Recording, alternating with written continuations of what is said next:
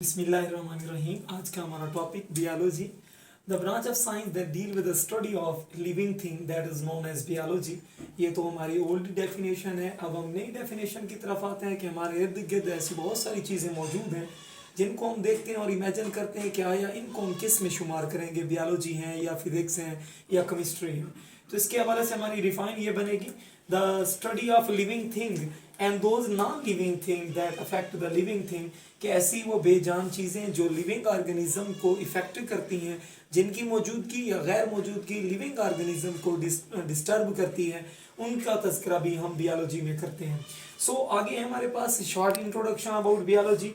The biology word is derived from the two Greek word that is a bios and logos. As you know, bios mean life and logos mean think about. So literally we can say that biology is the scientific study of the living thing as well as your life.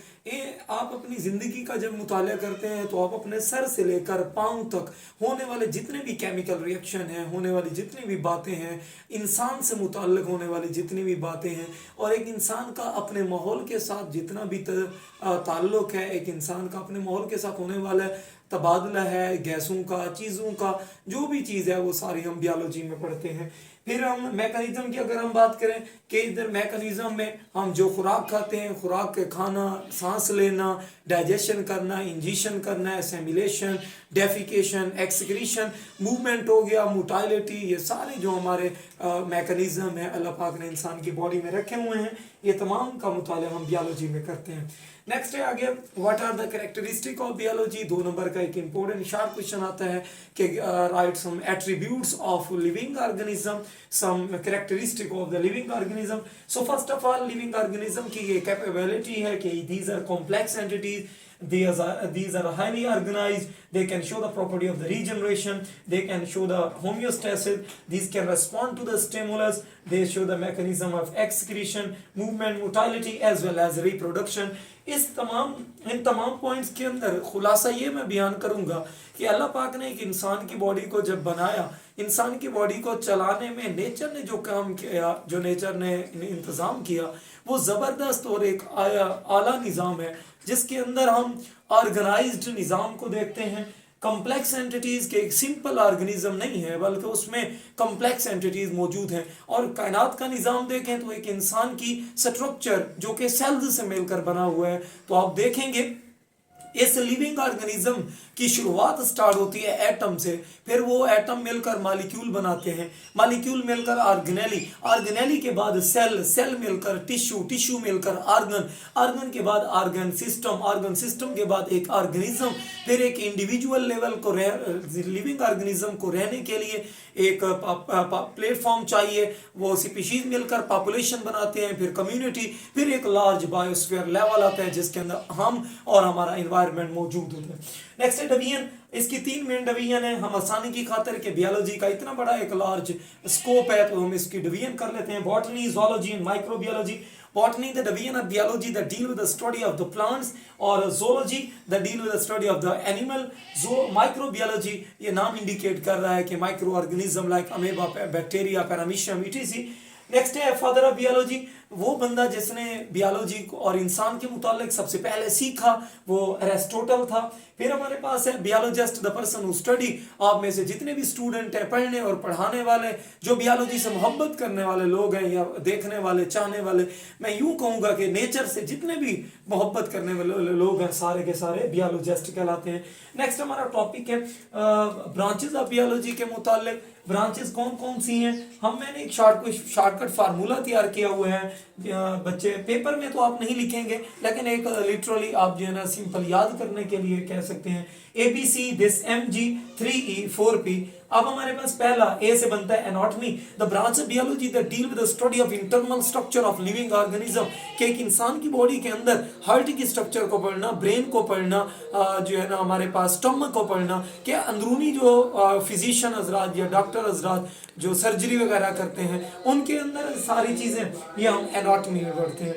Next हमारे पास biotechnology, ये लफ्ज 3 combination पर मुश्तमिल है। पहला है bio, it mean living organism. Techno mean technique से निकला हुआ है, कोई आसानी, कोई इजीनेस। लॉजी मीन स्टडी, ये यानी ऐसी कोई स्टडी जिसके अंदर हम लिविंग ऑर्गेनिज्म को इस्तेमाल करते हैं और उनको इस्तेमाल करने के बाद उनसे ऐसी चीजें बनाते हैं जिससे इंसानियत को फायदा होता है। For example insulin, penicillin, vaccine. Next है साइटोलॉजी। अगर मैं ब्रॉड मीनिंग में ये कहूँ कि अल्लाह पाक ने इंसान की बॉडी को बनाया बिलियन ट्रिलियन सेल्स से, और सेल बेसिक यूनिट है हमारी जिंदगी का, बेसिक यूनिट ऑफ लाइफ है। इसके 3 मेन कंपोनेंट हैं, पार्ट है, एक को न्यूक्लियस, एक को साइटोप्लाज्म, एक को सेल मेम्ब्रेन। इन तमाम चीजों का मुताला करना, सेल के अंदर पाए जाने वाले जितनी भी ऑर्गेनेली हैं, हर काम के लिए स्पेसिफिक ऑर्गेनेली है, उनको पढ़ना, ये एक ब्रांच साइटोलॉजी कहलाती है। टैक्सोनॉमी, इसके अंदर हम सिंपली यूं कह सकते हैं the branch of biology that deal with the study of the classification of the living organism. कि अल्लाह पाक ने इतनी वैरायटी के लिविंग ऑर्गेनिज्म बनाए, पौधे बनाए, एनिमल बनाए, इन सब की क्लासिफिकेशन करना कि हर किसी को कैरेक्टरिस्टिक, कुछ जानवर ऐसे हैं जो पेट के बल चलते हैं, कुछ ऐसे हैं 2 टांगों पे चलते हैं, कुछ ऐसे हैं 4 टांगों पे चलते हैं। तो इन तमाम लिविंग ऑर्गेनिज्म के कैरेक्टरिस्टिक अलग। कुछ प्लांट्स ऐसे हैं जिनके पास पत्ते हैं, जिनके पास फूल है, किनके पास जो है ना हमारे पास फ्रूट्स हैं, लेकिन कुछ इनमें से ऐसे हैं जो कोनिफेरस हैं, कुछ डाइवर्स फॉर्म के, कुछ एंजियोस्पर्म है, कुछ जिम्नोस्पर्म है। तो मालिक कायनात के जब निजाम को देखते हैं तो हमें पता चलता है कि मालिक कायनात ने किस तरह की वैरायटी, किस तरह की क्लासिफिकेशन की। अगर हम बाजार के अंदर चले जाए, मार्केट में चले जाए, तो हजारों तरह के चावलों की मार्केट को देख लें, कपड़ों की मार्केट में जाते हैं, वहां पर वॉशिंग वेयर है, वहां पर कॉटन शॉटन है, वहां पर लेदर है, खद्दर है, तो मुख्तलिफ वैरायटीज मिलती हैं। इंसानों की भी वैरायटीज हैं, जानवरों की भी वैरायटीज हैं, प्लांट्स की भी वैरायटीज हैं। तो इन तमाम का मुताला करना टैक्सोनॉमी में। नेक्स्ट है histology, study of tissues, plants और एनिमल के टिश्यूज। प्लांट के tissues xylem tissue, phloem tissue जो प्लांट्स में फूड की ट्रांसपोर्ट करते हैं, वाटर की ट्रांसलोकेशन करते हैं। एनिमल की बात करें, connective tissue, nervous tissue, coordinative tissue, ये हमारे पास डिफरेंट टाइप के होते हैं। Next immunology, the branch of biology that deal with the study of the immune system. कि अल्लाह पाक ने हमारी बॉडी के अंदर एक अंदरूनी मैकेनिज्म, हमारे बॉडी के अंदर एक फौज कह लें कि जो पाक आर्मी हमारे अंदर काम कर रही है, वो इसका काम ये है कि हमारी बॉडी को प्रोटेक्शन देना, आने वाले bacteria, foreign bacteria, foreign invader जो भी हमारी बॉडी के अंदर आते हैं, कैन बी फैगोसाइटाइज्ड, इनको तोड़ा जाता है और हमारी बॉडी को इम्यून सिस्टम मिलता है। नेक्स्ट है systematic, the branch of biology that deal with the study of the scientific name.